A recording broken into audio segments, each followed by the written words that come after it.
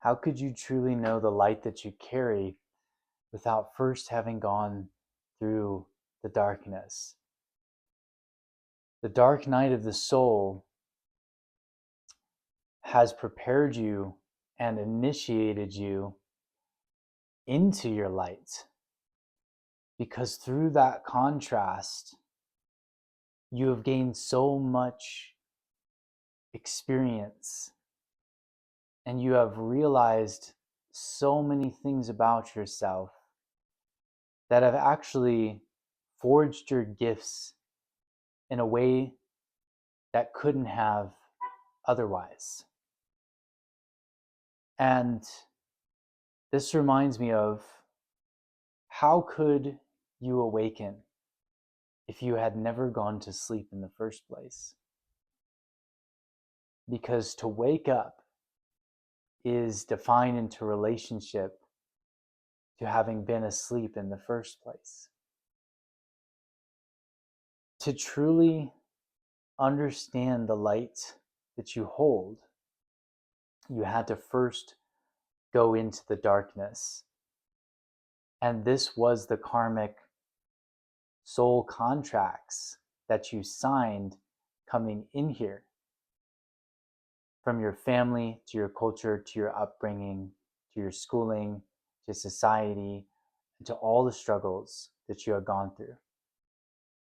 And so this was so that you could take that unique blend of the human experience as grist for the mill, as that raw transformational material, to transmute it into gold.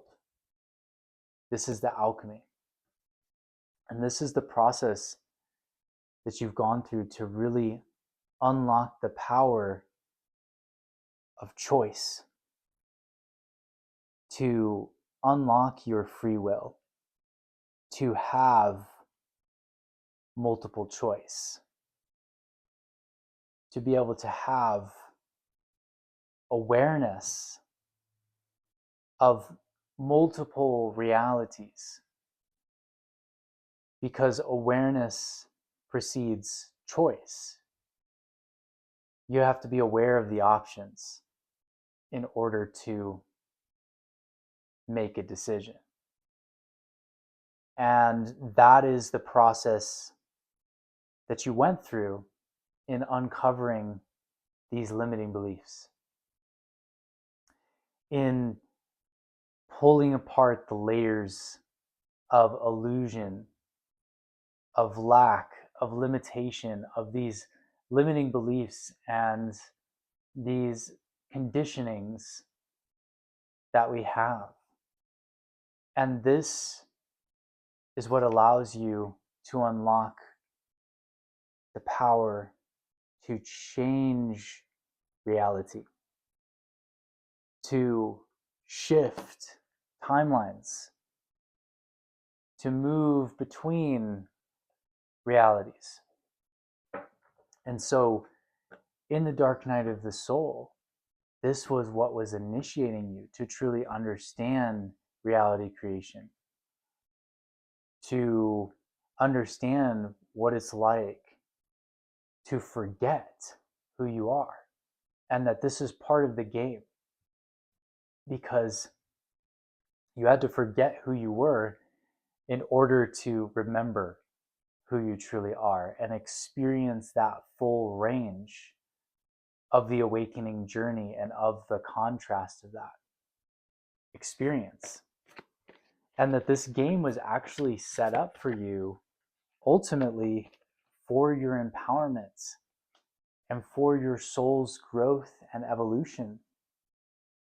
With the Queen of Air here speaking to the intuition, this feminine energy of receptivity, of discernment, being able to discern this from that,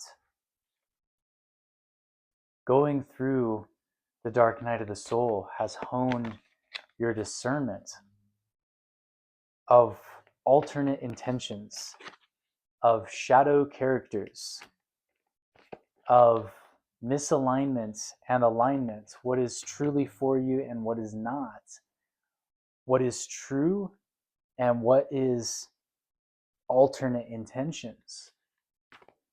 Those that are truly on your side are truly those that are superficial and only conditionally love in order to get something.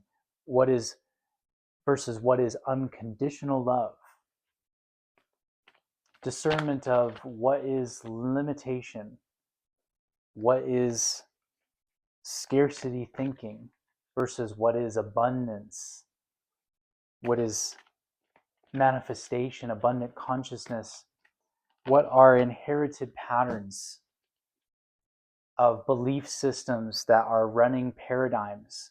These paradigms are creating worlds, and how those work, and what your place within that is, and how you're influenced by that, and how to take back your sovereignty with that. 10 of air, this is the individuation process.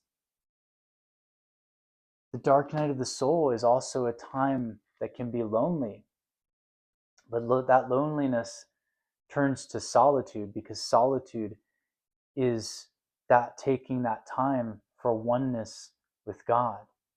And in that time alone, you became all one.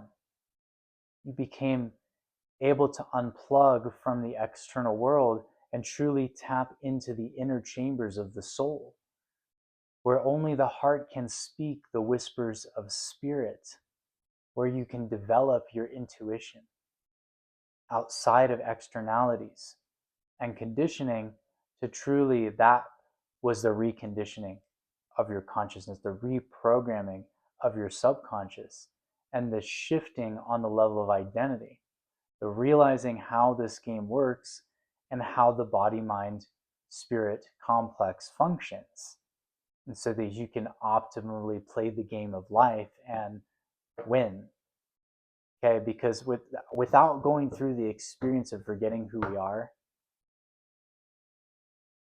how does enlightenment have any definition? If there is not the darkness, there is nothing to define that is enlightened, because it would already just be so. And at the deepest levels, it is already so. You are already enlightened.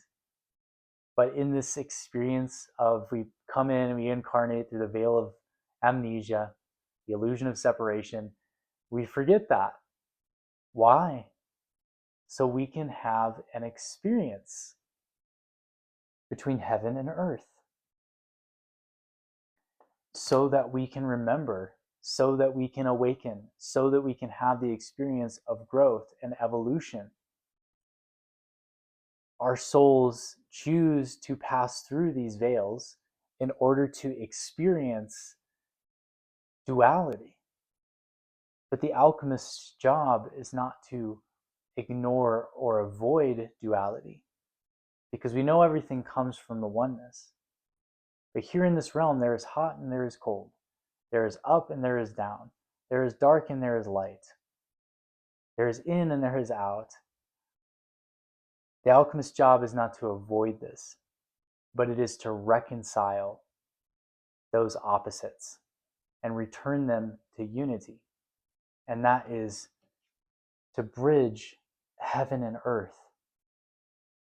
In ancient alchemy, the Hermeticist says, as within, so without, as above, so below. So this all sets you up for this game. This initiates you in this process of awakening. And in fact, if you had not gone through the painful experience of loss, if you had not gone through the experience of lack, of limitation, would the experience of expansion be as sweet and feel as blessed? Would you have learned the things that you had learned through that? You know that there are people that are already materially successful that only have a spiritual awakening once they lose it all. So was that a bad thing? Or was that a blessing in disguise? Because they had it all, and yet they weren't happy. Because happiness is an inside job. And so everything happens for a reason, including those uncomfortable experiences.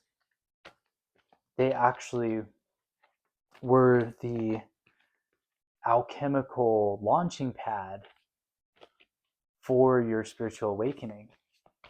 And think of all of the blessings that have come along with that. And on a soul level, you chose to experience this so that you could understand the full range of the human experience. In Buddhism, there's the story of the Bodhisattva and the Arhat. The Bodhisattva is the one that experiences enlightenment and chooses to return until all other souls are enlightened as well. The Arhat is the one who goes off to the cave and experiences enlightenment and is like, peace out. And so this energy it's very much a bodhisattva energy, because it's like you actually go through this human experience to have all of this experience and then transmute it so that you can help enlighten that, awaken that within humanity. And this is part of your own soul's growth evolution, but also your soul mission as well. And this initiation of the dark night of the soul also was key to your abundance. The abundance that was truly meant for you, the happiness that was truly the success, the love, the health, the life experience, right? Because the value is really in the experience. Realizing that this is a temporary yet beautiful experience. Yes, consciousness is eternal, but this experience is temporary. And so it actually sets you up. And when you see that, your whole perception shifts and you can have gratitude for the journey. And with that comes a beautiful sense of integration.